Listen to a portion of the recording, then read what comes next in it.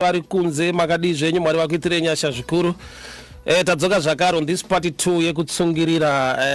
Ndichada nditange nekutaura a scripture inogona kuti guide pane zvatichada kudzidzisana muzuva ranhasi. 1 Samuel 17:33. So unenge uchitaura kuna David kuti haugone kurwa naGoliath nekuda kwekuti he is a champion. He started fighting when he was young or when he was youth. That statement alone rine zviri negative, but the positive side ndeyekuti David was very young, ready to fight and defend his own people, but so ari kuti aurwe naGoliath because champion akatanga kurwa kubva ari mudiki, which means panoti ari mudiki David mudiki, which means that's the starting point. So there are things in life zvekuti unongochita aiwa maybe ndikazokura ndichazviita zvinozodi you can start young ipapo zvichita sekunga zviite, but unofanira kunge wane a heart ungotsungirira kuti aya ndofanira kutodila nezvinhu. But challenge yatakaita dzimwe nguva background yedu isi kuchikoro tiri grade 1 taita mastatement aya kuti anzi when I grow up I want to be a doctor, I want to be an engineer. Saka tatine mindset yekuti grow up inoita zvinhu usingazoti aiwa grow up is one subject itori different. Ukaita grow up usina kutsungirira nekuti madokta mazhinji ari kuwaya murodhi, maengineer ari kuwaya murodhi, mapilot ari kuwaya murodhi. Kana ndakatogara nditori pilot bo ndakatoshedzera kuti I want to be a pilot. So ndafuna grow up inoita zvinhu ndikazodiscover kuti hatuma statement to grade 1 real life inoda kutsungirira baba. Real life ine nyaya inotoda kuti munhu atsungirire, but mukutsungirira ndakazodiscover kuti you also need wisdom. Aungotsungirira in every area of life kuti aiwa zvinhu zviedzwa ukazodai zvinoita. There are times yekuti unogona kutsungirira in wrong area. You must know, you must have wisdom, knowledge yekudiscover discover the area yako, area of gifting, area yaune interest ne potential, so that pakutsungirira autsungirire in any other direction but more real direction in zvinhu zvako. I love examples. Ukaona munhu anona mamapoto anoda mari but aambofaka enda kuboredho bruku anenge akaita research yekuti ukaenda kumfakosa gasira korinotopera mapoto anoboka ende vanonamisa but kubhuruku anorasa poto yakaboka. So pare pasina mweya china but unogona kushingirira mu wrong area. So there are times yekuti you need to make research yekutsvaga kuti which area ndinofanirwa kuita so that ndogona kutsungirira mairi, and with God's backing and the God's grace zvinhu zvaflowa zvakanaka. Saka challenge iripo mukutsungirira ndeyekuti tine vanhu vakakundikana vama role models kune vamwe vanhu, because positively and negatively vanhu vanoita zvinhu zvinoita impact mu life, vanokundikana vane impact vanesa mu life. Takakura tichingodzwa kunzi ukaromba unobudirira, wese akabudirira anonzi akaromba anobata bata. Hatina ma clear examples yevanhu vakanzi we are successful because anga ane shungu mukutsungirira. Vanongoti hapana kutsungirira, pane zvaakabata nezvaakaita. So ma examples sometimes atinawo ari very dangerous mu life medu. Tine ma examples vanhu vasina kutsungirira but vakabata. Saka tineka picture kuti kutsungirira kuna kwaunoenda kuna zvaunoita zvinhu zvakangodhakwa, but mukutsungirira imomo mune nyasha dzirimo, mukutsungirira mese mune favor irimo. So munhu unofanirwa kuva ne focus mu life yekuti chinhu chandinoda kuita chinobuda, but nyange ndichida kuchiita ndinofanirwa kunge ndichiziva kuti is it God's will, kuda kwaMwari here kuti ndive in this area, because pane pamwe paunofanirwa kumwe kuwithdraw nekubva pazvinhu. Haisi sign yekuti hauna mweya wekutsungirira, une sign yekuti wa research wa understand. Ukaenda ku Bible Matthew chapter 2 inotaura kuti Joseph akaudzwa with an angel kuti hanzi ibva mu Egypt nokuti pane varuda kuuraya mwana aruda kuurayiwa ndi Jesu mwana wa Mwari. With God's backing munhu akaudzwa kunzi tiza ibva pano. Unati pane kumwe kutsungirira mu wrong area nokuti hausi aware kuti Mwari unodei ndo area yako ere success and everything. I always tell people kuti kune ma statement kuti chero kwauri Mwari anokukomborera. It's half truth, complete truth. Chero kwauri Mwari kwaanoda kuti uwe, because kune vanhu vakanzi naMwari muBible ibva ikoko. Abraham akanzi ibva ikoko uye munyika ndichakuratidza ndichakuita munhu mukuru. Isaac akanzi don't go down to Egypt, stay in Gerar. Kuda kuti chero kwauri Mwari kwavanoda kuti uwe ndo area success yako. So unotsungirira mu area yauri all that sure, nokuti pamwe pacho vana vana faith vane zvivindi kuti abondona mata sandangoshinga zvinoita. There are times yekuti unofanira kutanga waita research. There was a time ndiri ku location kuwadzana ndakaenda kunogerwa. This guy baba umgeto anda profit but hadi kurodza zvigero, hadi kuoila zvigero. So aindigera ndichirwadziwa nditanga kunzvengisa musoro ndakaoma gotsi. Statement rake man shingai blaz murume mukuru shingai murume ina ndakuya kuzoshinga ndaya kuzogerwa. Oza pane zvinhu zvafanira kubudawo pachetu ndaya kuzogerwa ndakuya kuzoshinga. oina zvigero. So there are times yekuti tiri kushingisana maareas asingaite. At the end munopedzera kuti aiwa kushinga akushande, but kushinga kutsungirira mu right area ndokune nyaya, mu right area ndokune nyaya. Saka tinoda kudiscover, am I doing the right thing that I'm wired to do? And pese paone chinhu chinonzi chako chauri wired to do, opposition iripo ndo panozobuda kutsungirira. Like Jesu wakatouya panyika kuzofira vanhu, but pakati kwamakwikwi Jesus or Barabbas, sei vachimukwikidza, sei vachida kuti Barabbas aende pamuchinjikwa, iorder isetup yepanyika. Saka panotoda munhu, Jesu akatoenda muGetsemane akaita prayer and everything so that ave successful kuti chinhu ichocho charuda kuita chiitike. So pane nguva yekuti vanhu vanofanira kuunderstanda kuti kana ndichinzi ndinofanira kutsungirira mu life, azvitangire pakutsungirira, zvinotangira pakuti chinhu chandinoda kutsungirira machiri, am I wired to do it? Am I gifted to do it? Ndine spiritual backing here. Nokuti vana veIsraeri chakapa Caleb and Joshua kuti Mwari ati these ones they want a different spirit, I'm going to take them in. Inyaya yekuti vanhu vaiziva kuti nyangwe mune magiant muKenani, but God has taken us from Egypt for a reason, yekuti tipinde Kenani. Saka vari kutsungirira vachitoziva kuti God is backing us. Nekuda kwekuti ukatsungirira area yausina spiritual backing, yausina research and understanding, unofa uchitsungirira.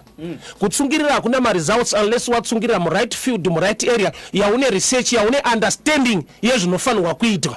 Kureva kuti panoda wisdom, panoda faith, panoda understanding, nekuziva kuti ndingaite sei mu area kuti ndive so successful. Nekuda kwekuti ukangoshandisa ma wrong tools uri mu wrong area, no matter kuisa effort yakadi hazvibude. So nyaya yekutsungirira ndeyekutanga waita research on the ground. Zvinobuda here, zvinoitwa sei research. Zvafanana nekuchechi. Kuchechi tine patinongoudza vanhu kuti ukanamata zvako zvinoita, ukanamata zvako zvinoita. We ignore the physical part, the physical side yekuita research concerning doing things. Tine I believe in miracles, Mwari unoita minana, but pakauya munhu izvozvo ndikamunamatira kuti right now be a doctor, nyangwe Mwari achita minana munhu iye haiti doctor. Because kuva doctor kune a dedication in the physical, inoda kuzopiwa grace in the spiritual. Saka success haingouya spiritually nekuti somebody ali my hands on you, but pane panoda kuitwa research on the ground nekutsungirira. Because kuva doctor zvinotora makore, uri kuuse wozofunda wozodi, but ukada kuita shortcut zvinoita futi. Unongoita 1 week pachipinga apo wakutorapa, but unopiwa zita rekunzi witch doctor. Mubvunzo kuti doctor rudzindu, saka uchinzi ma witch doctor. Mubvunzo boza haungoiri kana wa doctor, zvinoda kutsungirira, zvinoda dedication, zvinoda effort, zvinoda kunyatsoziva zvaunofanira kunge uchiita. So in life kutsungirira kuri right, but research on the ground first, kutsvaka Mwari zviripo pamusoro pezvinhu zvese. Why? Because kutsungirira mu wrong area kwaita kuti vanhu vasete ma wrong examples ekuti vanhu vachada kutsungirira. Because vanhu ma role models vataita kuti ukadai so unotsungirira, vakatsungirira mu ma wrong areas and hakuna chakabuda. Chinhu chese chinooneka sekunge achigoneki kusvika munhu achigona, but achigona toda kungoziva kuti ishungu bedzi here kana kuti ane zvimwe zvaakaita mazviri. Ini ndakafoira maths kuchikoro, saka ndandine ka message kumhuri yangu, kuvana vangu vakaenda homework yemaths, ndangomuti maths dzinonetsa. Kusvika ndazogara pasi ndikanzwa kuti message yandiri kuparidza haisiriyo, maths hadzinetsi, dzinondinetsa. Which means ndavhura a room now kuti mwana agone kuziva kuti chinhu ichi chakanetsa mudhara but hachinetsi. So there are times yekuti tine zvinhu zvatakaudzwa kunzi azviite, kune vanhu vakazviita nenzira isiriyo, vasina the right understanding, vakaseta a platform yekuti zvinhu zvazvigoneka hazvibude azviite. Yet we must be, kana munhu akundikana muchinhu ari munhu mukuru, pass on the right message. Varume chinhu ichi ndachitadza but chinoita chinhu ichi, ndofunga nzira yandashandisa haite, so that vanoda kuzozviita vanhu, because vanhu vari kurega kutsungirira, because kune akangoudza kuti aba munhu kuwaste time hazvibude. Nyika yawakaberekerwa kuno kuAfrica kuita dai pamwe uri kumhiri kuoverseas. Ndakatozidiscover kuti kana kuenda kuAmerica iri overseas, kubva kuAmerica uchiuya kuno kufunda unenge uchitoya futi overseas. Kuti kuti nditori mhiri izvezvi ende hapana chiri kubuda. So there are times yekuti unozoona kuti nyaya iri kundiaffecta haisi nzvimbo, but iyi understanding iri kungoleka, but iri kuti tigone kuva successful one kuita zvinhu zvinofanira kunge zvichiitika. Life pachayo ukashaya mweya wekutsungirira, ukashaya a heart yekuti I need to move on, I need to do it, zvinokudiscourage zvakawandisa. zvinokuudza kuti hakuna kwaunoenda zvakawandisa. I've seen in life nherera dzakava successful. I've seen in life vasina kuenda kuchikoro vati successful.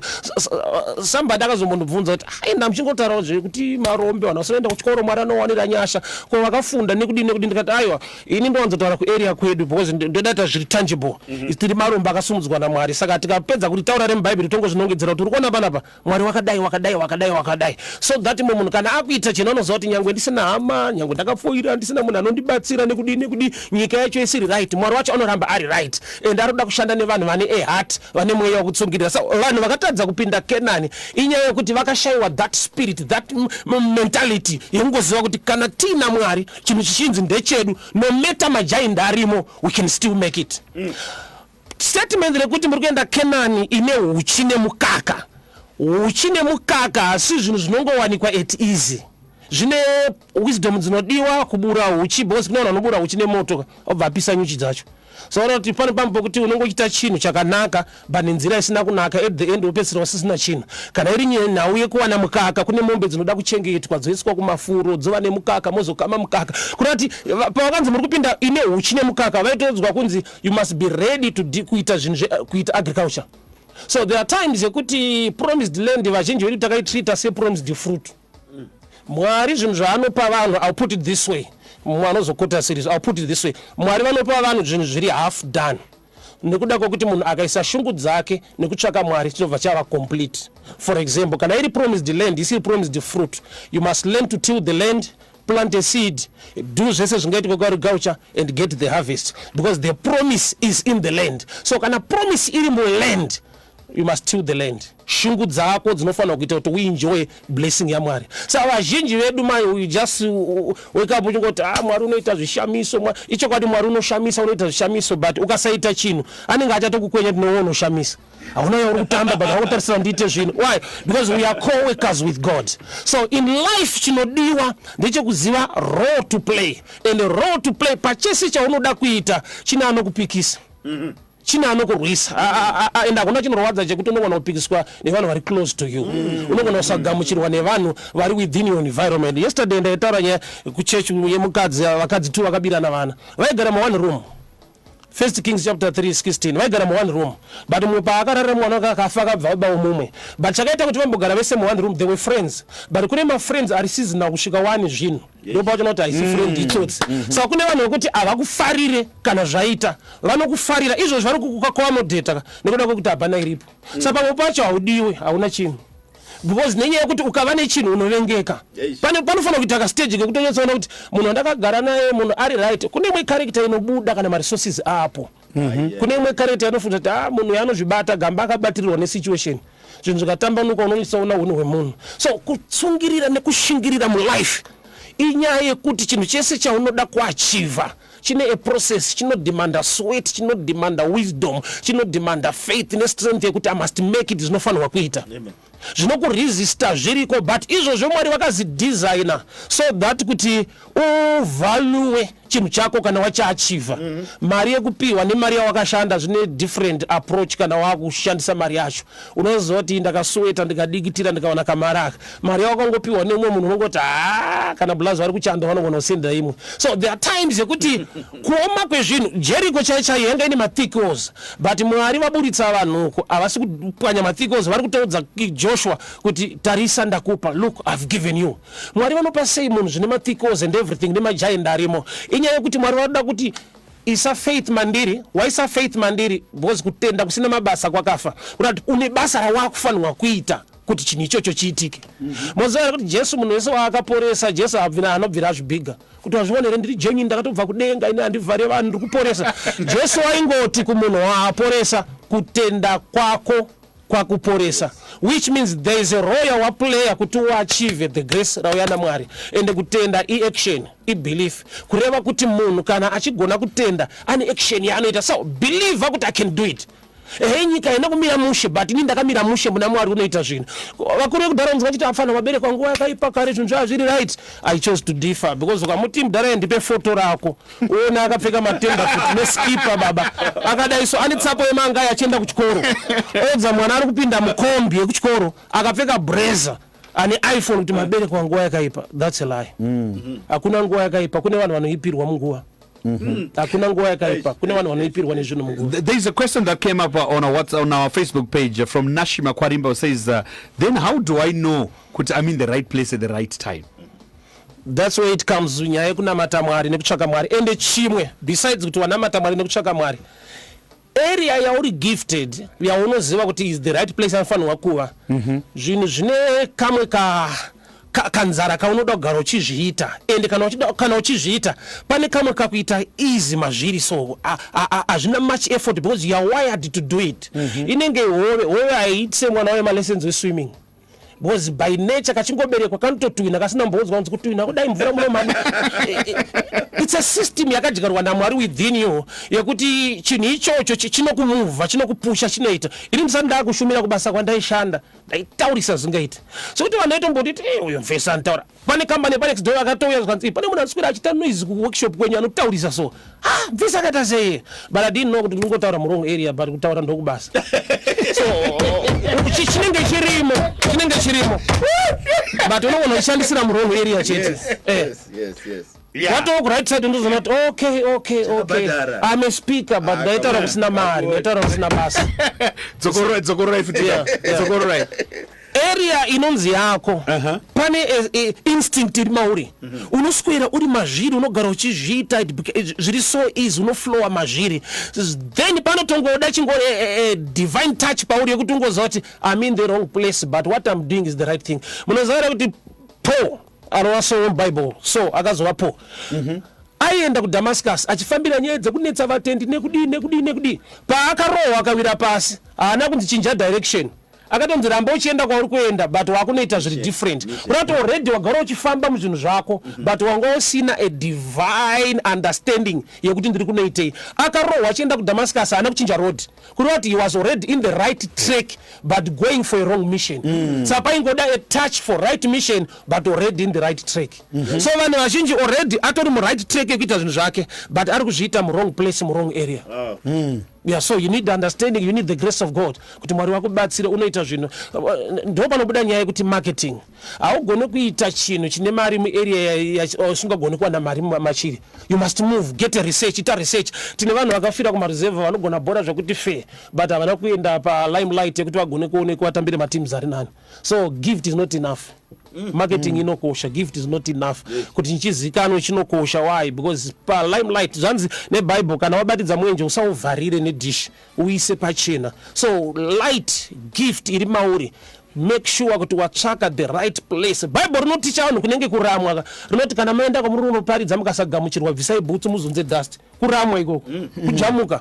Matuma naJesu kunoparidza but hanzi mukapinda vakasakugamuchirai zunzai, kureva kuti enda muplace yaunogamuchirwa, usamanikidzire muplace yausina respect and honor yausingagamuchirwa. Why? Chauinacho chine value but be in a place where people accept you, acknowledge you and appreciate you. Wow. Yeah. Well said. Yeah. I'm out of words. Yeah, but we have nothing to say. Just about 2 minutes before we out of the studio. Those who want to get in touch with you, Evangelist Trymore Muparinga, how can they get in touch with you? Yeah, my phone number is 0772 914 701. 0772 914 701. Yes, Facebook, all social media platforms. I'm there. Anzi Muparinga maive ku wrong place. Sure my neighbors kusvika pakucomplain. That's true. Well, thank you so much. Okay. You know chimwe chino. Vana vadiki avavalue chikafu zvekuti mwana anoshedzwa kuti yaudye kanu urati munhu kana asiri mature anesa value zvinisina basa. Saka uchaona kuti vanopedzisira vakuisa jam pachingwa so that paanonakirwa nejam ari kuataka chingwa, nyaya ndeyekudya chingwa kwete jam. But vana vegeneration yedu mai vanoti jam odzorera chingwa. As I'm teaching now, kuna anongotora pari kunaka chete papa. Obangoti toda kuona next week tukumei. Well said. Thank you so much, Evangelist Trymore Muparinga, for that Monday morning recovery motivation. We appreciate. We will have some more topics to talk about and to motivate each other next week. Thank you so much for coming, sir. Thank you so much. We appreciate. Thank you. Thank you so much. That does it for Monday Motivation, Recovery Monday, right here on the Champions League Breakfast, and we'll catch up with you tomorrow, same time, right here on Capi Talk.